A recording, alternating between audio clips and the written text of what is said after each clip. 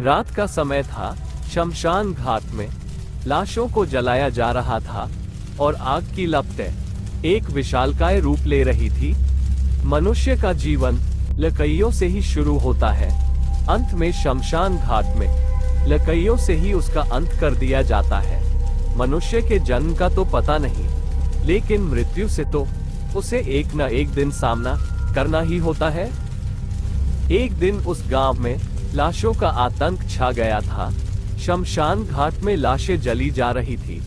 पूरा शमशान घाट आग की लपटें में लाल हो रहा था और पूरे शमशान घाट में काले बादल छाए हुए थे। उस शमशान घाट में एक आदमी को रखा हुआ था जो लाशों को जलाने व उनकी राख को इकट्ठा करने के लिए रखा गया था। उस आदमी का नाम सोमनाथ था। सोमनाथ सभी लाशों को जलाकर उनकी राख को इकट्ठा करके अपने घर पर जा रहा था। जब सोमनाथ शाम के समय घर जा रहा था तो वह देखता है कि एक पेड़ के नीचे एक औरत बैठी है। सोमनाथ उसके पास जाकर रुक जाता है। सोमनाथ एक ही नजर से उस लड़की को देख रहा था। वो उस लड़की को कुछ नहीं बोलता। लड़की ने अपने मुंह पर कपड़ा बांध रखा था, इसलिए उसका मुंह दिखाई नहीं दे रहा था। मैं कई दिनों से देख रहा हूँ कि तुम इसी जगह पर बैठी रहती हो और तुम्हें पता है तुम कहाँ पर बैठी हो। यह मुर्दाघर है, यहाँ पर जिंदा नहीं मरे हुए आदमी आते हैं। तुम यहाँ से चली जाओ, ये औरतों के लिए सही जगह नहीं है। मैं तुझे आखिरी बार कह रहा हूँ, यहाँ से चली जाओ। सोमनाथ इतनी बात कहकर वहाँ से जा रहा था। तभी वह लड़की पीछे से आवाज देकर सोमनाथ को कहती है, यहाँ तो तुम मुझे इसी शमशान घाट में जला दो या फिर मेरे लिए रोटी लेकर आ जाओ। उस लड़की की यह बात सुनकर सोमनाथ के पैर वहीं पर थम से गए थे। अरे रुको, तुम मरना क्यों चाहती हो? मैं तुम्हारे लिए खाना लेकर आता हूँ। फिर सोमनाथ उस लड़की के लिए खाना लेने के लिए चला जाता है। सोमनाथ को उस लड़की पर दया आ गई। कुछ देर बाद सोमनाथ उस लड़की के लिए खाना लेकर शमशान घाट में आ जाता है। सोमनाथ उस लड़की के पास खाना लाकर रख देता है। तुम्हें तो जोर से भूख लगी था ना? तुम्हारे पास खाना पड़ा है, इसे खाती क्यों नहीं हो? तुमने खाना दे दिया है, अब तुम यहाँ से चले जाओ, मैं खाना बाद में खा लूंगी। सोमनाथ को उस लड़की का चेहरा व आवाज जानी पहचानी लग रही थी। सोमनाथ को थोड़ा बहुत शक होने लगता है। फिर सोमनाथ वहां से चला जाता है ताकि वह लड़की आराम से खाना खा सके। फिर वह लड़की पूरा खाना खा जाती है। फिर अगले दिन सोमनाथ शमशान घाट में आ जाता है। अरे मुझे ऐसा क्यों लगता है कि वो लड़की जानी पहचानी है? मुझे उस लड़की के पास जाना चाहिए और देखना चाहिए। फिर सोमनाथ उस लड़की के पास चला जाता है। वो देखना चाहता है कि वो लड़की कौन है, लेकिन उस लड़की ने अपना मुंह ढक रखा था। लेकिन सोमनाथ कैसे जैसे कर उस लड़की का चेहरा देखना चाहता था ताकि उसे पता चल जाए कि वो लड़की कौन है। अरे तुम कौन हो और यहाँ पर क्यों बैठी हो? तुम अपने घर पर क्यों नहीं जाती हो? तुम अपना चेहरा हटाओ, मैं देखना चाहता हूँ कि तुम कौन हो।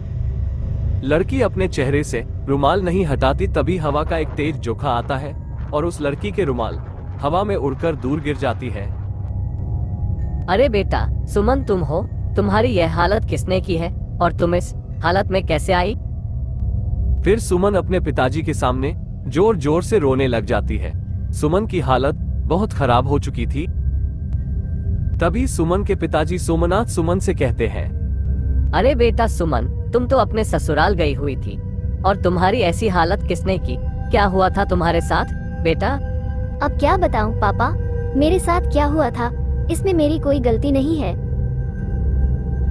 एक दिन मैं अपने ससुराल में घर का काम कर रही थी और मेरे पति ऑफिस के किसी काम से दूसरे देश गए हुए थे। तभी मेरे साथ पढ़ने वाला मेरा दोस्त सुरेंद्र वहां पर आ जाता है।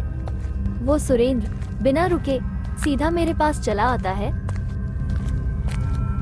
अरे सुरेंद्र, तुम्हारा इस समय हमारे घर पर कैसे आना हुआ? कुछ जरूरी काम था तो फोन पर ही बता देते, यहाँ आने की क्या जरूरत थी? मैं तो घर पर बैठे बैठे बोर हो रहा था, इसलिए मेरा मन किया कि चलो आज सुमन से मिले। तुम मुझे बहुत अच्छी लगती हो सुमन। अरे सुरेंद्र, तुम्हें पता है कि तुम क्या बोल रहे हो? अभी मेरे पति भी घर पर नहीं है। तुम यहाँ से चले जाओ, नहीं तो मैं जोर से चिल्ला दूंगी। तुम चले जाओ मेरे घर से। फिर सुरेंद्र सुमन के पास आकर सुमन को छेड़ने लगता है। तभी उसी समय सुमन के पति भी वहां पर आ जाते हैं।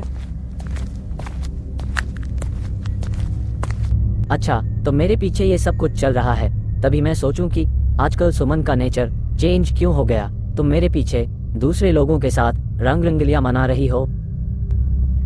फिर उन दोनों में बहस चलती रहती है। इसी मौके का फायदा उठाकर सुरेंद्र वहां से चला जाता है और सुमन के पति सुमन को डांटे हैं। मैंने इसको घर में नहीं बुलाया था। यह अपने आप घर में घुस आया और मेरे साथ छेड़खानी करने लगा। इसमें मेरी कोई गलती नहीं है। वो तो मुझे पता है कि छेड़खानी तू कर रही थी या वो। तुम अभी के अभी मेरे घर से निकल जाओ। मुझे तुमसे डिवोर्स चाहिए, मेरे घर से निकल जाओ। फिर सुमन का पति सुमन को बहुत डांटता है और सुमन से डिवोर्स के पेपर साइन करवा लेता है और सुमन को अपना सारा सामान देकर अपने घर से बाहर निकाल देता है।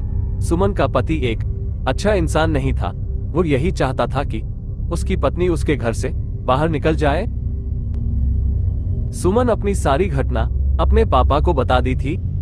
पापा, ये थी पूरी कहानी। मेरी इसमें कोई गलती नहीं है। वो लड़का अपने आप मेरे घर पर आया था, मैंने उसे नहीं बुलाया था। बेटा, मुझे पता है कि तुम ऐसा कभी नहीं कर सकती। इसी में कोई तुम्हारे पति की चाल है। फिर सोमनाथ अपनी बेटी को लेकर शमशान घाट के बीच में चला जाता है। शमशान घाट में उसका एक दोस्त था। वो एक तांत्रिक था जो काली शक्तियों को अपने बस में करता था।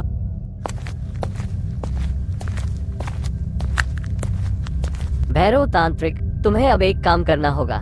तुम्हें मेरी बेटी का बदला लेना होगा। तुम रुको सोमनाथ, मुझे सब पता चल गया है। तुम्हारी बेटी को चाल में फंसाया गया है। इसके पति ने जानबूझकर उस लड़के को भेजा था और तुम्हारी बेटी सुमन को जानबूझकर पकड़ा था। इसमें तुम्हारी बेटी की कोई गलती नहीं है। वो दूसरी औरत से प्यार करने लग गया था। तुम ये बबूत लो और तुम्हारे पति के ऊपर डाल दो। फिर वह भैरव तांत्रिक सुमन को एक बबूत दे देता है। सुमन हाथ में बबूत लेकर वहां से चली जाती है। सोमनाथ सुमन को रोकने की कोशिश करता है, लेकिन तब तक सुमन जा चुकी थी। सुमन अपने पति के घर पर पहुंच जाती है। सुमन के पति के साथ एक लड़की भी उसके पास बैठी हुई थी। सुमन का पति सुमन को देखकर डर जाता है। सुमन को अपने पति पर बहुत गुस्सा आ रहा था। अच्छा, तो तुम इसलिए मुझे घर से भगाना चाहते थे ताकि तुम एक दूसरे लड़की को इस घर में ले आओ। तुमने यह अच्छा नहीं किया। फिर सुमन अपने हाथ में बबूत लेकर जोर से एक मंत्र को पढ़ने लगती है। कुछ देर बाद सुमन उस बबूत को अपने पति पर गिरा देती है, जिसके कारण उसके पति के शरीर में लकवा आ जाता है।